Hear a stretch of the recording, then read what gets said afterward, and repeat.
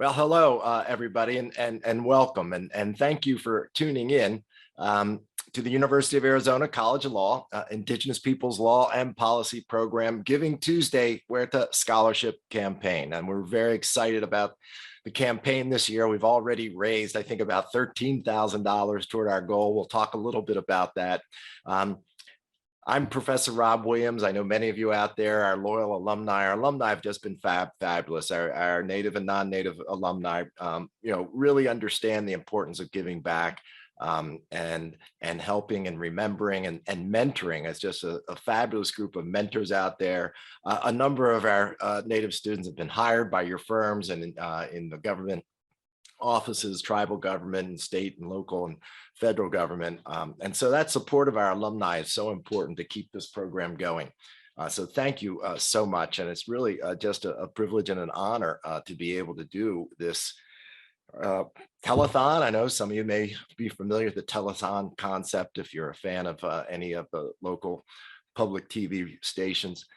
We really want to use this opportunity not only to talk about the Huerta Scholarship Campaign, to give you a little bit of background. If you're an alumni, maybe update you on some of the events and programs and various highlights that we've been able to achieve over the last couple of years. Some exciting developments here.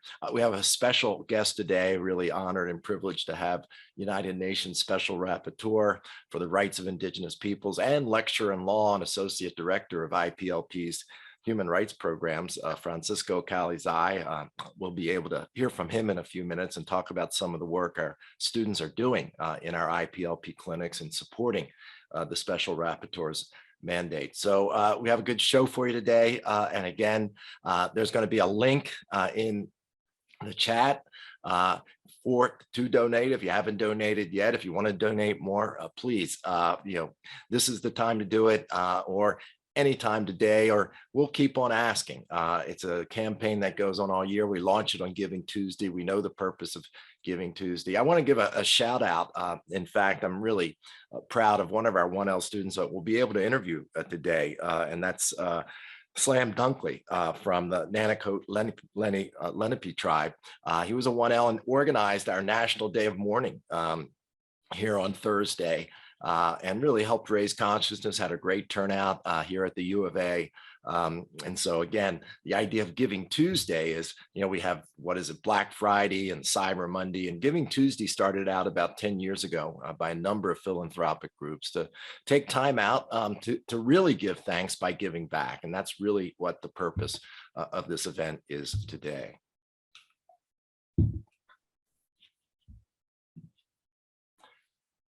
For those of you who went here, you know about the IPLP program and its mission. Here at the University of Arizona College of Law, IPLP was established in 2001 in order to protect and promote Indigenous people's rights and increase the representation of Native and Indigenous lawyers and advocates within the practice of law and legal academia. IPLP has graduated over 200 Native JD, LLM, and SJD students from all over the United States and all over the world since its establishment. We have more alumni who are practicing Indian law and Indigenous human rights than any law school in the United States or the world. And it's just an incredible group of students that we're able to recruit here, in part thanks to your donations to the Huerta campaign. For those of you who went here, you probably recognize some of these faces, but we have an incredible IPLP faculty here. Rebecca Sosi, Shauna Howard, James Hopkins, Melissa Tatum, Heather Whiteman Runzim, Francisco Calí Tzay, Akila Kinnison, Robert Hershey, Pilar Thomas, and Tori Fodder. We're the only law school in the world that offers all three of the degrees in the law. We offer a JD certificate, Indigenous Peoples Law and Policy. I see a lot of you out there who are those certificate holders.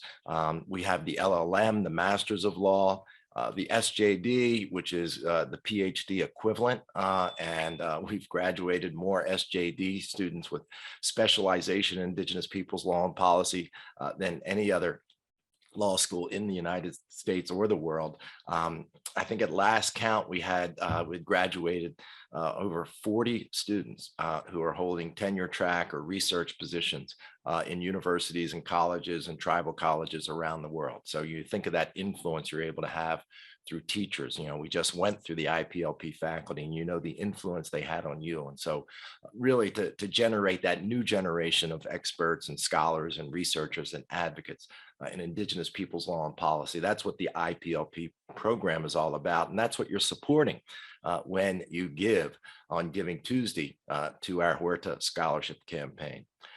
One of the newer programs we've established in our partnership with Native Nations Institute is the Masters of Professional Studies in Indigenous Governance, and the JIT, January in Tucson program, which is really the foundation of that NPS. We do that in partnership with Native Nations Institute. It's a program designed for non-lawyers, but our law students are able to take courses in our JIT curriculum.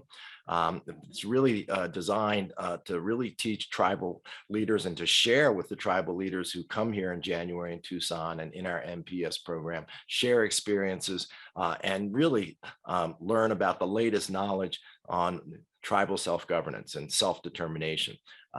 We were talking yesterday, the special rapporteur with a major funder of Indigenous peoples human rights, and we were really talking about the importance of self-determination, and I'm hoping maybe the special rapporteur can talk about some of that work. And we also offer a graduate certificate in Indigenous governance. So there's a lot of Native students out here. I just read another great accomplishment in the U of A. The U of A graduates more Native PhDs than any other university in the United States. And so the graduate certificate is for those graduate students who may not be here in the law school or taking the MPS, but want to learn about tribal governance because they want to go back and return and do work in their community. So we've been able to design and launch a graduate certificate in Indigenous governance. And then also, reaching down, trying to develop that pipeline. We've done a really great job of identifying Native students who are interested in tribal governance, particularly in tribal courts and administration. We offer a BA, Bachelor of Arts in Law undergraduate certificate in tribal courts and administration. Just some things to be very proud about if you're an alumni or if you're one of our supporters. Pre-Law Magazine, which is really the most important publication out there that students who are interested in law school turn to for information about applying to law schools and information on law schools. We were just ranked the best law school for Native students in the United States among all US News and World Report top 50 ranked law schools. And that's based on the percent of Native students, percent of our minority faculty. You just saw the slide on our large number of Native faculty here. Student services provided and the quality of the students that we admit. Because of our scholarship programs and the Huerta Scholars Program, we're able to recruit the best group of Native students in the country. And so again, your support makes that possible. We just had a fabulous year last year in terms of recruitment. Our 1L incoming class has 13 JD students. That's the largest number of Native students we've ever had, out of about 135 first year admit. So that's, we're pretty close to 10% of our first year class is Native. And again, that's the largest percentage of any law school in the United States. 4 new LLM students and 2 SJD students. Total, if you count it all up, numbers that we report to the ABA, 30 Native JD students here at the University of Arizona, in addition to all the other Indigenous students in our other degree programs. 15 LLM and SJD Indigenous students from around the world. We have several students from Africa, Indigenous tribes there. We've recently graduated a Maori student. We've had several students graduate from Australia who are now teaching in Australia. And so again, what that does, it brings students here from all over the world with those coming from Indigenous communities. And there really is no other place in the world that you can get that type of diversity of experience and sharing of information. and the largest NASA chapter in the United States with 40 plus active members. And I do mean active. We have an incredible NASA chapter. I just sit back and see all the amazing things that they do. And it's just focused on the community and giving back to the community. I'm really proud of our NASA chapter and our leadership that steps up. We recruit specifically Native students who've shown leadership. And so it's not a competition in NASA, it's a community effort to really show that type of leadership of what a Native American Law Students Association chapter can be. I want to talk a little bit about program highlights for 2021, particularly for those of your alumni out there or former supporters of the Huerta program. We were able to conclude a Tohono O'odham matching scholarship agreement. We've had a matching scholarship agreement with the Navajo Nation. We were able to extend that to the Tohono O'odham. Most of our Native students here go to school on a full tuition scholarship or half tuition scholarship. With the matching scholarship agreements we negotiate, the tribes then commit to match the amount that we commit to tuition to the living expenses of their Native students here, as determined by the federal family contribution guidelines. And so those scholarships can be, the tuition scholarship itself is just a great benefit. And then to be able to get those living expenses. Right? The goal of IPLP, and I think all of you are alumni out there know this, we have always wanted to bring the best Native students here who've demonstrated a commitment to going back to their communities and working in their communities and working in Indian law, and come out of here with as little debt as possible. So you have those options, you have those opportunities. There are Native students who graduate from law schools and come out with $100,000 in debt just from their law school educations. And that can really shape the types of career choices you make. So our goal has always been to make it as easy as possible for our Native students to succeed and not have those types of concerns. Where am I going to eat this week? This is the time. I was in another meeting this morning, and one of the people in the meeting said that this was the time of year when she was a student where she was starting to look for those free pizza, types of events because the money was running out. It was getting toward the end of semester. We'll talk a little bit about the great privilege we have and program highlight of hosting the mandate of the UN Special Rapporteur on the Rights of Indigenous Peoples. It's the second time we've done it. We have launched as part of the UA strategic plan. I have been very much involved in the UA president's strategic plan for the entire university. There's a major component for Indigenous issues under tribal self-governance, tribal advancement. Part of that plan includes the establishment of a School of Indigenous Governance and Development that would essentially be organized around that MPS curriculum with Native Nations Institute, the tribal governance curriculum. It would have a large online capacity to reach micro campuses around the world. We have, in fact, the law college has just established the first U of A micro campus on a tribal reservation. That picture at the top is our provost, Liesl Folks, and the chairman of the Pasquayaqui tribe, Peter Yucapicio, shaking hands and signing a historic agreement. It was a memorandum of understanding and an intergovernmental agreement on an educational partnership, a very unique tribal university educational partnership, really one of the first of its kind, where we'll establish a micro campus at the Pasquayaqui tribe's reservation. And that picture below is the beautiful space that the tribe has dedicated to us. They were able to rent for basically $1 Tucson United School District middle school, Hohokam School, that had been closed down. And it was a fabulous facility. And for the micro campus, we've been the University of Arizona, the Law College, have been given over 5,000 square feet of space in the old library of the Hohokam Middle School. It's just a beautiful building with floor to ceiling windows, light and airy. This is going to be our main classroom. We're in the middle of the remodeling project right now. We're going to have, you'll see 3 giant screens there. We'll be able to do online learning. We'll have live learning there. And really the goal is to bring the U of A's curriculum in Indigenous peoples' law and policy, human rights, tribal governance out to the reservations and out to Indigenous communities around the world. We've already spoken to several of our IPLP alumni who are deans in law schools in Africa, for example, and Latin America, or faculty there, and started talking about this possibility of creating micro campuses that would bring that IPLP curriculum, particularly in the areas of Indigenous self-determination and protection of human rights, where our program, quite frankly, has strengths that no other program in the world has, and has faculty as well. And so we're very excited about that. And then finally, why we're here today, talk about the Huerta 2020 campaign and launch the 2021 campaign. The Huerta Scholars Program was established in 2014 in honor of Judge Lawrence Huerta from the Pascua-Yaqui tribe. In fact, it was support, an initial significant donation that we're very grateful for from the tribe to establish the fund for the program. Judge Huerta just had an incredible career.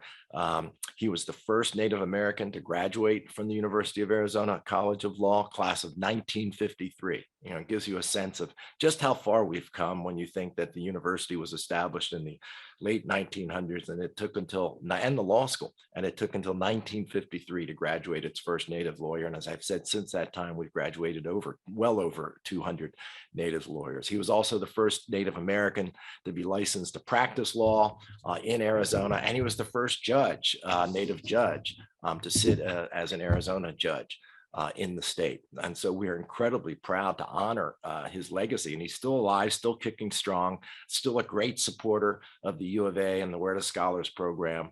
And it's just a real privilege to be able to have this scholarship program in his name. And I think all of you who are out there, I see a lot of former Huerta scholars out there, ought to be proud to have that on your resume. It really is a unique honor. Throughout Judge Huerta's career, he worked tirelessly to increase access to education for Native students, promote tribal self-determination. He was significantly involved in the Yaqui tribes gaining of federal recognition, the development of their tribal constitution, and just a real Native nation builder. Thanks to your support, our last year's campaign was a huge success. We raised more than $25,000 in support of Native law students attending Arizona Law. 66 donors to the scholarship. Many of you were alumni, but we also have supporters who just really, are excited and supportive of what we do here in training our students in our program. And our goal is to raise $30,000 this year. And I'm very happy to report that we're doing pretty good. I think we're already at about $13,000. We had a 3-by-1 matching donation opportunity, and we've already met it. I really want to thank some of our supporters out there. Thanks to the generosity of the University of Arizona Law alumni, Deborah Slees, Gabriella McGee, Justin Ruggieri, and Gabe Galanda, and Alan Yandra. We had launched a matching scholarship donation opportunity, and we've already met that goal. So again, thank you. So now the next goal is to get to that $30,000 and exceed it. We exceeded our goal last year, really hoping we can do that again this year. In fact, I'm reading the chat here. We just had 3 donations just came in since we started the webinar. So again, thank you, and look for that link in our chat to give your donation now, and give often and early.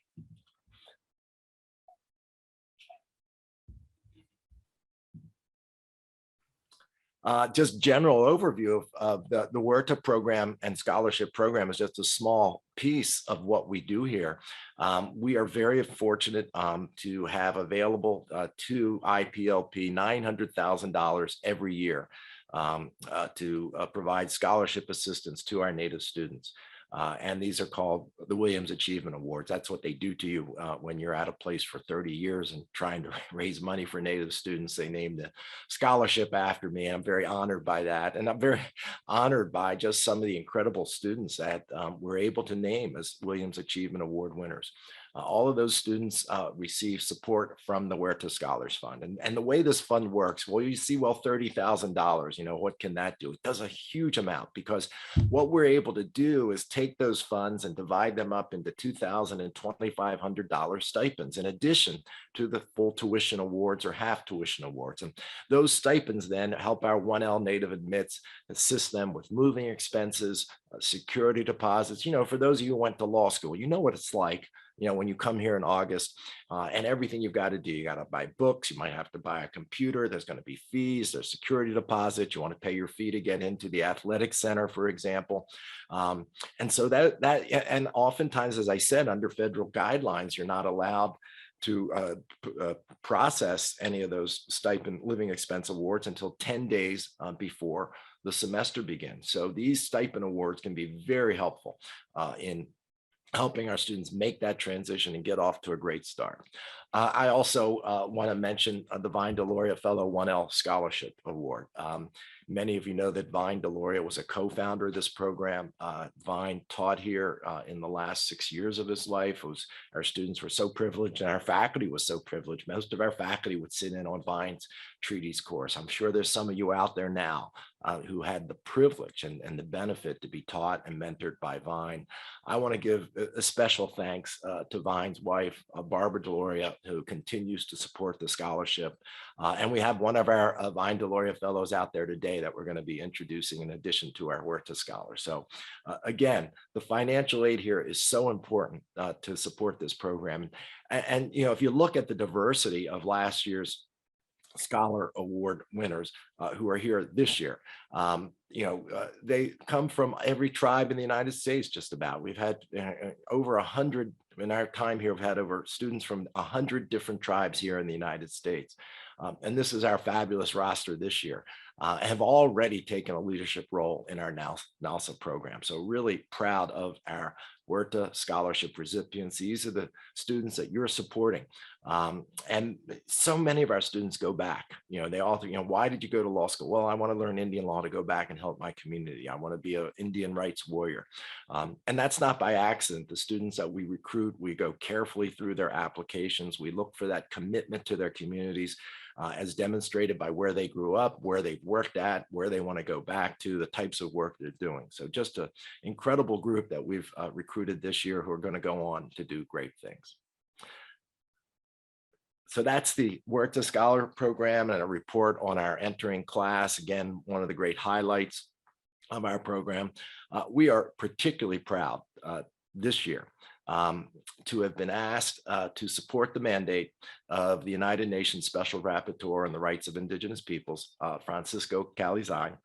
He was named by the United Nations as Special Rapporteur in May. We're already, can't believe, I was talking to Francisco, we're already halfway through the term, and it doesn't stop. I remember when I was talking to somebody at the UN, another former alumni here, Luis Rodriguez Pinheiro, who now works for the UN Business and Human Rights in the Office of the High Commissioner of Human Rights. And, we're talking about taking on the mandate. We had done it before 2008 to 2014 when Professor Anaya was here.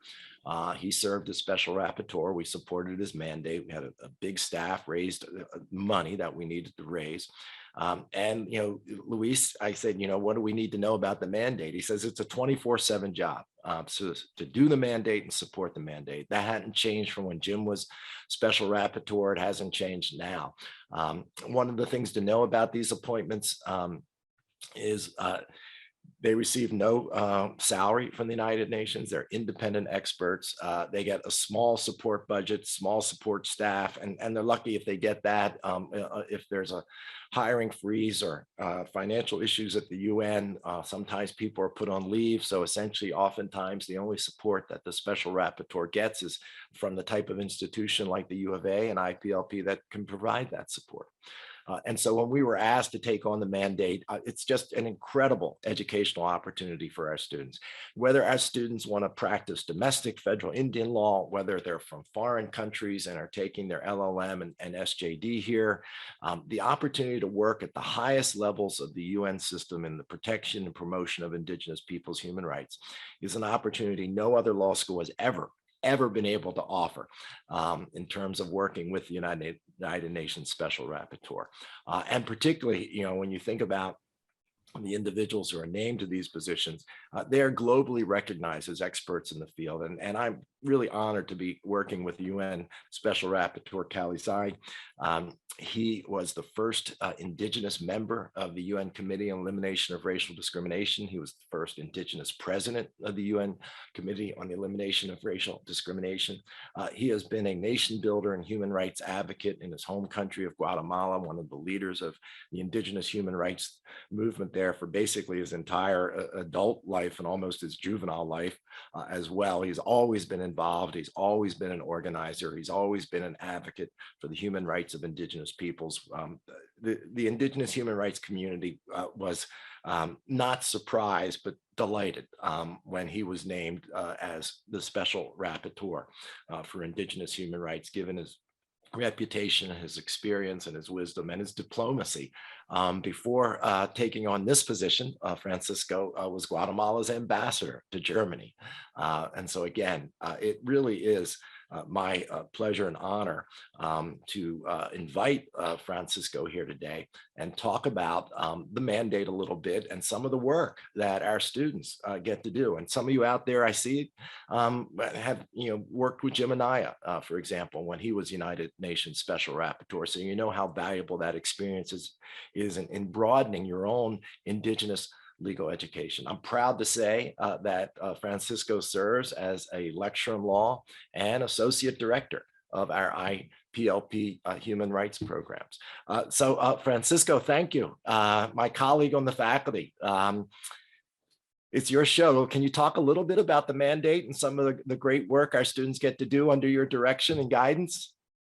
Okay, thank you very much, Professor Williams, for this opportunity, and thank you very much for all the people, the alumni who is supporting economically this program.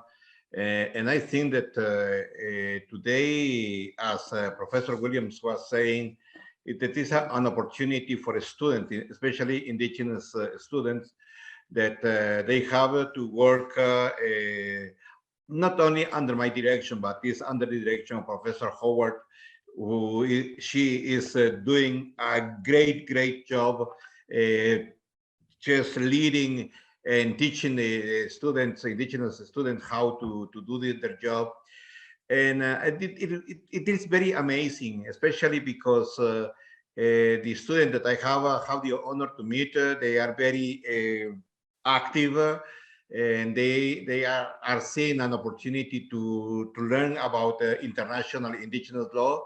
And I think that is very important with this program, because the people who are working with us is not only US native people, but also from all around the world. And they are the ones who are also doing the great job supporting the mandate. And I think that as Professor Williams was explaining, it's very important to let you know that the purpose of the mandate is especially letting the people know about that Indigenous people across the world still experience the consequences of historical colonization and invasion of their territories. And they face racism and racial discrimination because of their distinct culture, identities, and ways of life, and are disproportionately affected by poverty and marginalization. And of course, you know that last year I launched, or this year I launched 2 studies, but last year was amazing because we launched one study, specifically the effect of COVID-19 on Indigenous peoples.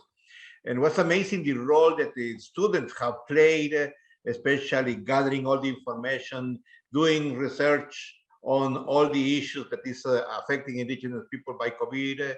And we have at least last year, we have more than 150 documents that came to the student, and they were able to not only to systematize all the documentation, but also all the information that we had. And after that, they were able, and we were able also to do a 20 page report to the United Nations. So that is what what I'm trying to tell you is that you can imagine doing one paper of 20 pages from 150, and they were able to do it, but also because the leading of Professor Howard.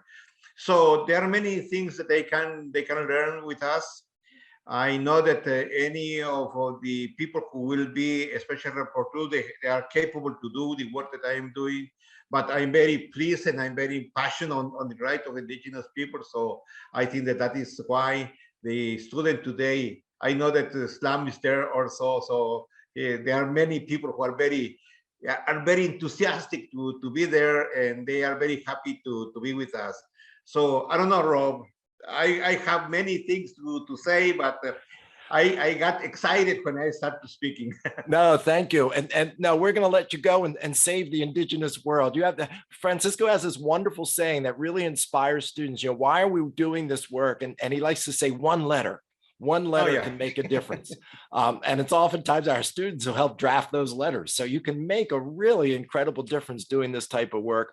One of the things that we're working on is to really expand our financial aid for our foreign indigenous students who can come here. It's so, you know yourself as students how expensive it is to go to law school. Imagine coming from Latin America or coming from Asia or coming from Africa. So to be able to have that extra assistance, just the plane ticket here can eat up $2,000 if you're bringing your family. So to be able to, you know, use these types of opportunities to raise money for our indigenous students, not just from U.S. tribes, but from all over the world.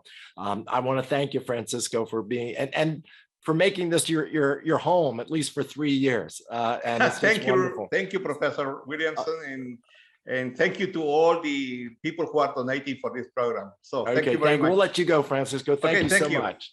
Okay, bye. Okay. All right. Can you all see my slideshow? Sam, can you see the slides? Are they up? Very good. Okay. That was wonderful. And again, you know, the opportunity to work with really one of the world's most recognized and respected indigenous human rights advocates and experts is just, you can't get that anywhere else. And I'll tell you, we use it to recruit. Many of you students out there came here specifically because IPLP really is the only law school in the United States where not only can you learn from leading experts in the world on federal Indian law and tribal law, but international human rights law. And, you know, as we teach our students here in the 21st century, it really is a global challenge in protecting the rights of indigenous peoples. Moving on to some other highlights, this year, we were fortunate enough that, 2001 was the establishment of the mandate of the Special Rapporteur on the Rights of Indigenous Peoples by the UN. And it was also the same year that IPLP was formally founded with a gift from James Rogers. And so we were able to hold an incredible event October 6th and 7th. We had hundreds of people signed up. It was a global event. It was celebrating both the 20th anniversary of the creation of the mandate and the 20th anniversary of the IPLP program. We had a wonderful event, the side event, Zoom event, where we had a large number of our alumni who were able to come on and talk about what they've been doing, the work they've been doing, the impact of this program on their lives and their careers. And we had indigenous human rights experts from all over the world. We had folks who go all the way back to the 1970s when indigenous peoples basically first insisted and invaded the United Nations human rights system in Geneva and demanded to be heard. And we had people who were there and were there at the creation of the mandate, were there at the creation of the United Nations Declaration on the Rights of Indigenous Peoples. For those of you who want to look it up on the web, if you didn't get a chance to see it, it really was a unique 2-day event. And so that was one of the program highlights. It was just really exciting to celebrate that.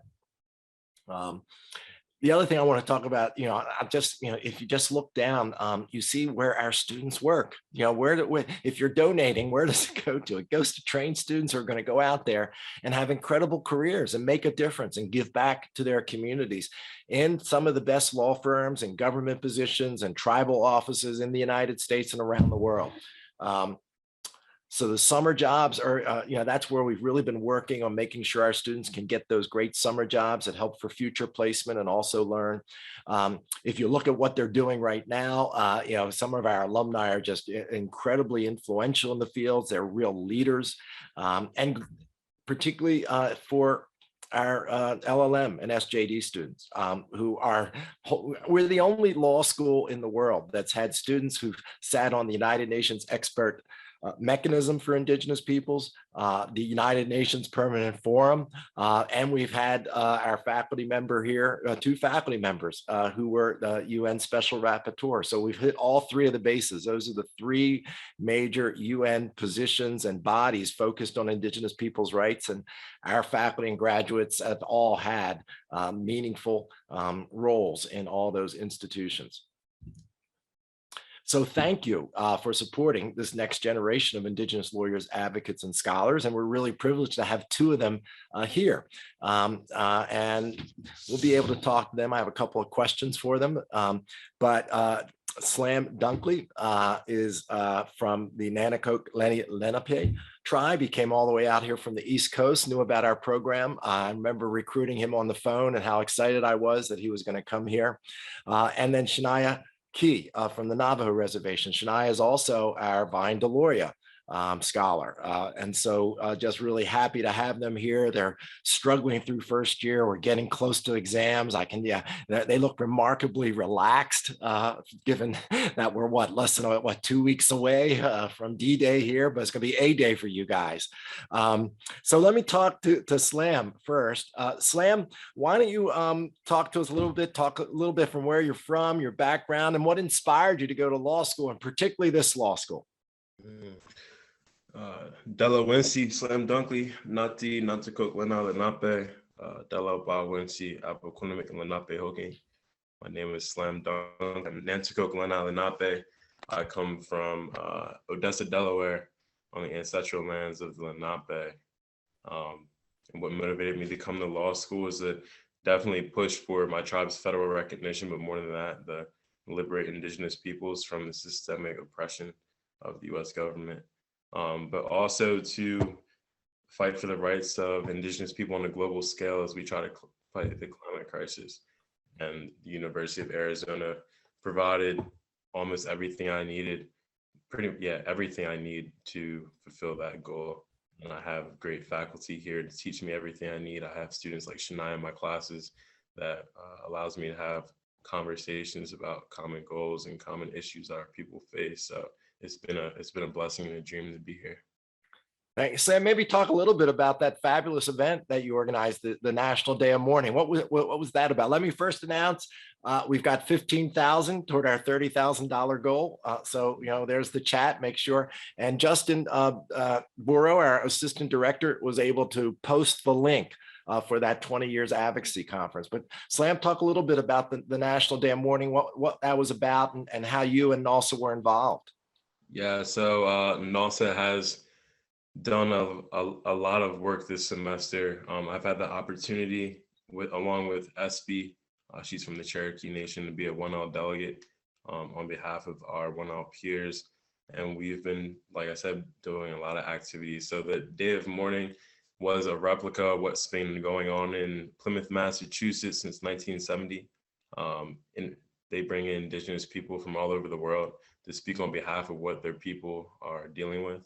Also to recognize the foundation of genocide that Thanksgiving represents. So I wanted to bring that event over to the University of Arizona in hopes of building it into something that's huge on the West Coast in the future. And this year was a great turnout.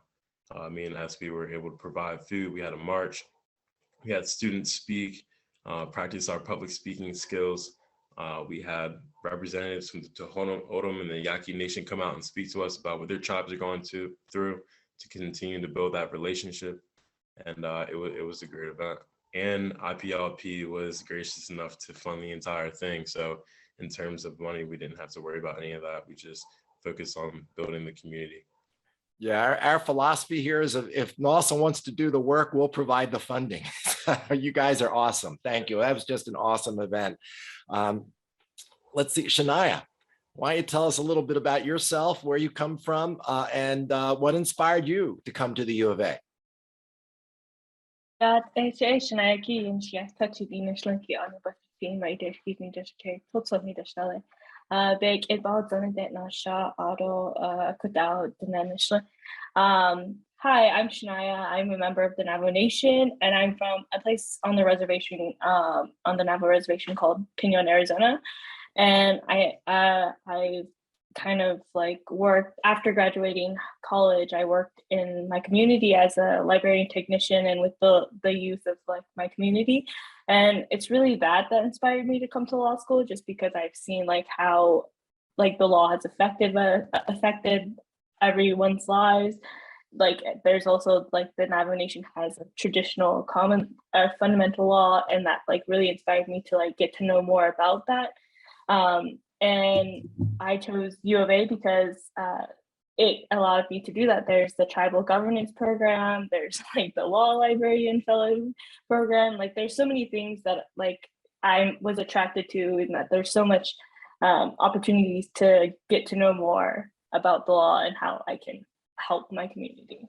Great. If anybody has any questions out there for Shania or for Slam or me, put them in our Q&A. But let's see. Oh, okay. You're my next. I'll go to you next, Shania. Tell us a little bit how the Huerta Scholar stipend helped you. How did you use your stipend when you came here?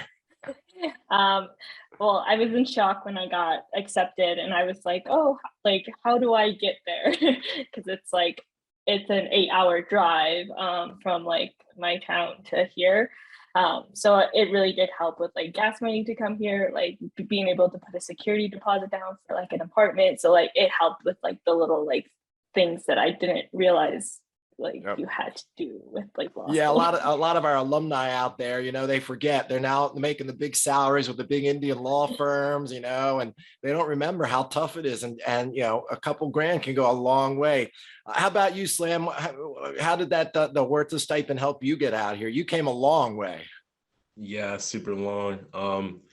I knew when I got here I would need something to get me around, definitely get to these cool trails. So I used it to ship my truck out here. And then I still had money left over. I got an air fryer. And what do you cook in that air fryer? What do you cook in that air fryer? Burgers, fries. All right. Vegetables. Excellent. Slam, we'll go to you next. What do you want to do when you graduate?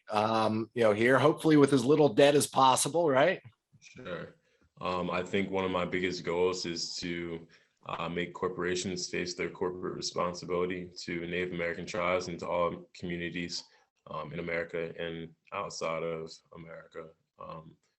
And then I really just want to make sure that the laws no longer affect Indigenous people, but intertwine our ancestral knowledge and environmental policies to continue to uplift our ways of thinking, our ways of living throughout the lifestyles of the American population, and to do that through the law. Great. Well, great. We hope we're giving you the tools to do that. How about you, Shania? What do you want to do with your degree? Well, I want to go back to my community. I want to go back to the Navajo Nation and be able to sort of strengthen the laws that are always like have already combine like our traditional knowledge, like the fundamental law like that we have, which is kind of unique. And I think that in order to like get to that point where we rely more on that than like any other like legal system, I think that would be great to like be able to help accomplish like more with that. Awesome. You think what kind of, are you thinking about a clinical placement next year, or you're going to wait for your third year? I'm not too sure. I think like I've been interested in the international human rights clinic just because it's like also like really interesting to be able to learn more about other tribal systems or other like Indigenous legal like systems. I think that would be really cool to be able to like sort of have that knowledge. Yeah. How about you, Slam? What type of clinical placement are you thinking about? It's hard because there's so many options in so little time. The human rights one is definitely something to interest, and I don't know. There's so many. I think I might have to do some in the summer if that's possible. Well, not to put too much influence on you, but I will tell you that our students, it's not unusual for our students in the International Human Rights Advocacy Workshop, which is run by Professor Howard, to accompany the Special Rapporteur on his missions. In fact, many of you know that Geneva Parks is in the workshop, and she'll be accompanying the Special Rapporteur on his trip, I think, to Costa Rica. I just solved the travel authorization form. And a number of our students have been able to go to Geneva at the UN and accompany the Special Rapporteur. I think Susan Phelan went with Francisco up to the Arctic Circle.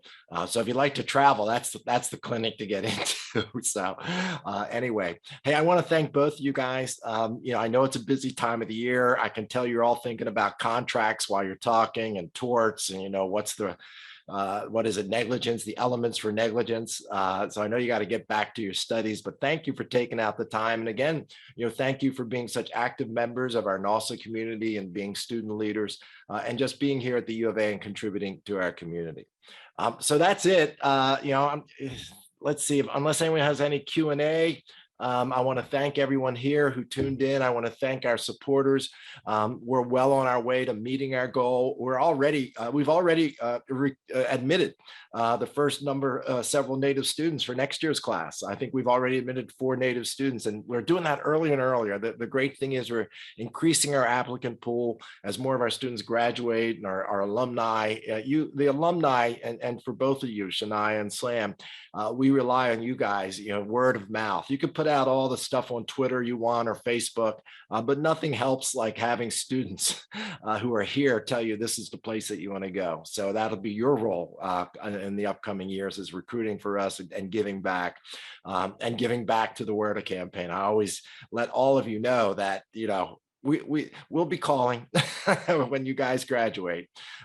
So anyway, I want to thank Justin Burrow. I want to thank our development office and Karina Eklund for organizing this event. Thank you, Francisco, for your willingness to participate. The amount of communications and issues he works on, it just shows you his support for a program and our students, and he was able to take out the time. So again, thank you for joining us on Giving Tuesday. And also stay safe and well. Wear those masks, okay? And get yourself vaccinated, everybody out there. So thank you, and have a great year and successful year finishing this one out. We'll all look forward to next year.